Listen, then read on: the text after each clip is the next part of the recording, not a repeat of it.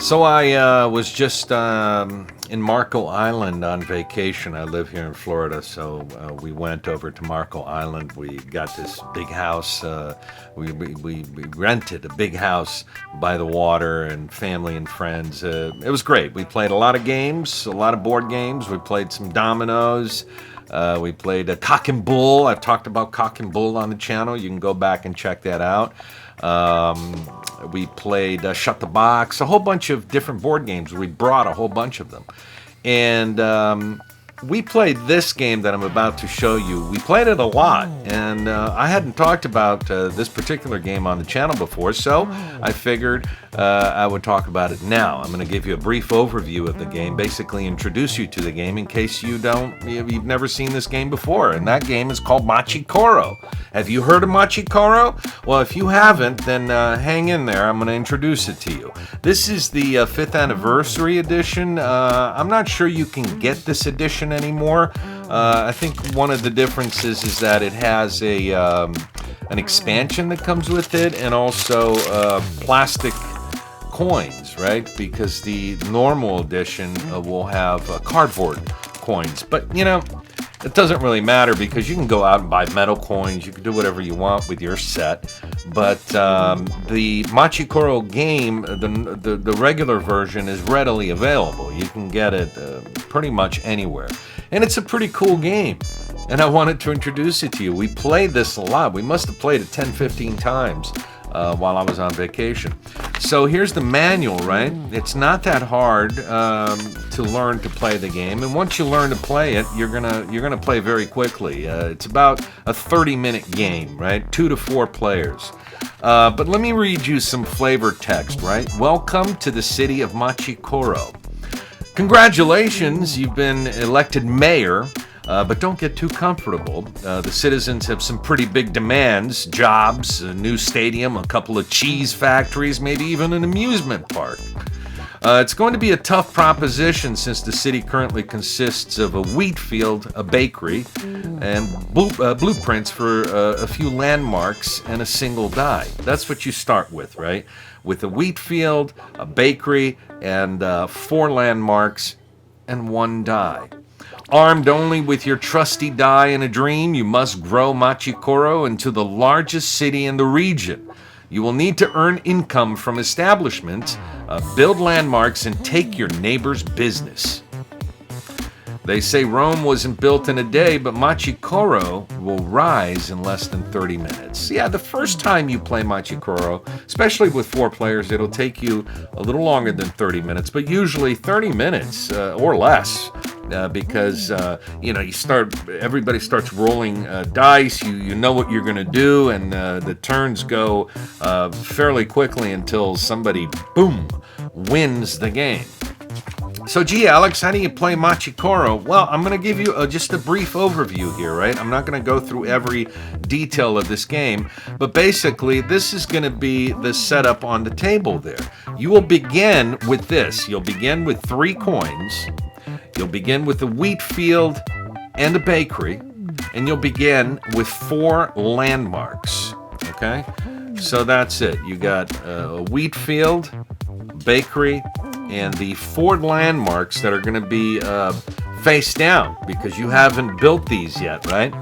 You'll have to flip those over. I'll talk about these in just a second. There's going to be a bunch of cards in Machi Koro. I'll show you a couple of different cards. You start with the wheat field, for instance. This means every time you roll a 1, every card is going to have a number up on top, right? That's the roll of the die. If you roll a 1, you get 1 coin from the bank. That's because you have a wheat field in your city, right? So that's how you begin to earn some money. You can buy more wheat fields. If you roll a 1, you will get 1 coin from the bank, and you could purchase another wheat field for $1. That means that if you roll a 1 again, you would then, because you have 2 wheat fields or 3 wheat fields, you'd get 2 or 3 coins, right? You start building your income that way.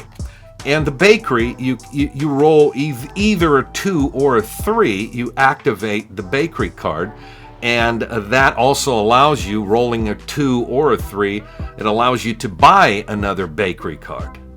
So that's pretty cool. There's another 2 and 3 card here. So for instance, if you rolled a 3, you could buy a bakery card, or you could buy this cafe here, right? I'll talk about these cards more in just a second. But yeah, if you roll a 2 or a 3, it says get 1 coin from the bank. Now, let me make this clear here. The wheat field is on anyone's turn. So if your opponent rolls a 1, because you have a wheat field, you get a coin. Now, the bakery is a little different. It has to be on your turn only. If you roll a 2 or a 3, you get a coin for however many bakeries you have in your city, but only on your turn. Okay, so you don't make money from the bakery if your opponent rolls a 2 or a 3. So you start with these 2 cards. You start with 3 coins, and you start with these landmarks that are going to be face down, just like you're going to be looking at these cards like this. Well, gee, Alex, how do you win Machi Koro? Well, you win Machi Koro by turning over all 4 of your landmarks. Now, every time you turn over a landmark, and if you'll notice here that there's a number there, 4, 16, 22, and 10. You can, there's no particular order. If you have the money, you pay 10, and you can flip this over, and you can then use the ability on the card. If you have 16, you pay the 16 bucks, you can flip this over and start using the ability. Like for instance, here, if you roll doubles, you take another turn. Right? So if this landmark is turned over in your city, you roll doubles, you get to take an extra turn. Now, usually you won't be able to roll doubles because you begin the game rolling 1 die. But if you turn over the train station by paying 4 coins, you can now roll 1 or 2 dice. And that's how you can get more properties to build your city, right? Because this is the setup in front of you. You're going to get the 4 landmarks and the wheat field and the bakery. And in the middle of the table, you're going to get all those options there, right? And there's multiples of these cards on the table so that your opponents will be buying these, you'll be buying them. So there's a lot of different strategies in Machi Koro. It's a really cool game. You'll be able to, depending on what your opponent is doing, you'll be able to think about that for a second and pick up different things, build your city in a different way to sort of take advantage of the situation and try to earn more money quickly so that you can turn these landmarks over and win the game. Because if you turn over, once again, if you turn over all 4 of your landmarks, you win the game. It's that easy. Well, not that easy because, for instance, the radio tower, you'll need 22 coins to turn that over. And it's tough because as you play Machi Koro, there are some cards that you'll have to give money to your opponent. So sometimes you're trying to get a bunch of money together, and then your opponent happens to have a card like this. They happen to have the cafe. The cafe here says take 1 coin from the active player. And this is on anyone's turn. So if I'm the active player and I roll a 3 and my opponent has a cafe, I have to give them a coin. One of mine coins, not from the bank, one of mine. And there are other cards here that'll do that. So there's going to be a little transfer of money. I guess it's the price of doing business, right? So when you're trying to collect your money, if your opponent can have 4 cafes. That means if you roll a 3 and your opponent has 4 cafes, you got to give them 4 coins for rolling a 3. Okay? And worse, because there's one of your like this one here, the shopping mall. If you've paid 10 and you've turned over your shopping mall, let's say your opponent has this card and they've managed to pay the 10 bucks and turn this over. Well, check this out, right? Your little teacup businesses and your little bread businesses there get a +1. So let's say my opponent has 3 of these and I roll a 3, and they also have this turned over, this landmark. They managed to turn this over. It's +1 for each cafe that they have. So if they have 3 cafes and I rolled 3, I have to give them 6 coins because every card is a +1 because of this landmark here. I hope that didn't confuse you. It's not a confusing game. It's an easy game. It comes with these 2 dice. Again, you begin the game rolling only 1. Once you turn over, once you pay for the train station, which is the cheapest one, it's only $4. You can then roll 1 or 2 dice because, as you can see here, there are cards that go all the way up to 12. Right. So let me show you a couple of the cards. You have the ranch. If you roll a 2, you can buy this for $1, right? It says get 1 coin from the bank on anyone's turn, right? So you have the wheat field that gives you 1 coin on anyone's turn. So if anyone rolls a 1, you get a coin. So if you have 4 of these, you're going to get 4 coins. If you also have the ranch and somebody rolls a 2, you get a coin. If you have 4 ranches, you're going to get 4 coins, but you got to pay for it. And again, how do you acquire these cards from here? You acquire them by rolling that number. So if I rolled a 2 and I have some 2s, whatever, I'll activate this. I get a coin from the bank, but I can also buy another ranch, right? So it's pretty cool.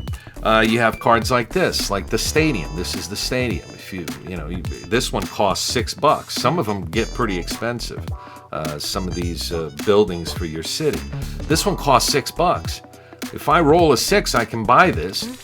This one says take 2 coins from each opponent on your turn only. So if it's my turn and I happen to have this in my city and I roll a 6, each opponent has to give me 2 coins. Now, I could end up having 2 or 3 stadiums in my city, and that means each opponent, let's say I have 2 of these, each opponent has to give me 4 coins for 2 for each card. It gets crazy. It gets crazy. So there's a certain amount of money transfer as you play the game. The goal is to try to accumulate a little bit of money so you can turn over your landmarks, because once again, the first person to turn over all 4 landmarks. Where's the other landmark? We have the train. We have the shopping mall. We have the amusement park. We have the train station and the radio tower. The first player to turn over 4 of their landmarks wins Machi Koro. You become the coolest mayor around, right? How cool is that? So Machi Koro is a fun, fast, family-friendly game, and again, with all the different card options, right? As you can see there, that's going to be on the table, and there's multiples of each of those cards, so you'll get a chance to buy multiple of those if you want. They will run out as the game goes on, right? Because if your opponent wants a bunch of cafes and you happen to want a bunch of cafes and you guys been rolling that particular number, people will buy them, and at some point there won't be any more cafes available. But there's a lot of different cards available. So you'll have a lot of options, a lot of different pathways to victory, a lot of different strategies. Usually the strategy here will depend on what an opponent is doing. You can just ignore your opponents and do your own thing, but it's smart to pay attention to what your opponents are doing so that you can, kind of pick up certain buildings and businesses that are going to help your city or protect you, right? In keeping your money, or if you have an opponent that has a lot of cards that take your money, then you want to try to get cards that are going to give you more money, right? And you have to pay attention to those numbers. Remember the odds, for instance, of rolling a 7 with 2 dice. 7 is the highest probability with 2 dice is rolling a 7. And right after the 7 is the 6 and the 8. You got to consider these things if you want to go deep into Machi Koro. But family friendly. You can play this with the family. Kids, it's a fun game. You're building your city. You're trying to turn over your landmarks. You're collecting money. It's just cool. Machi Koro is very cool. I had played it before, but I had spent many months not playing Machi Koro until we went to Marco Island, and we played this 10 times. Or more. I lost track of how many times we played Machi Koro. And it was a lot of fun. It was a hoot for everybody. And I wanted to introduce Machi Koro to you if you hadn't heard of it before. I think you can get Machi Koro at Barnes & Noble, at Target. It's readily available. Not this anniversary edition here, which has got a couple of little special things, but the regular version of the game, which is great. It's fantastic. You're going to buy it and you're going to play it, and it's fun. Okay, 2 to 4 players, 30 minutes. Go get one. Machi Koro, awesome.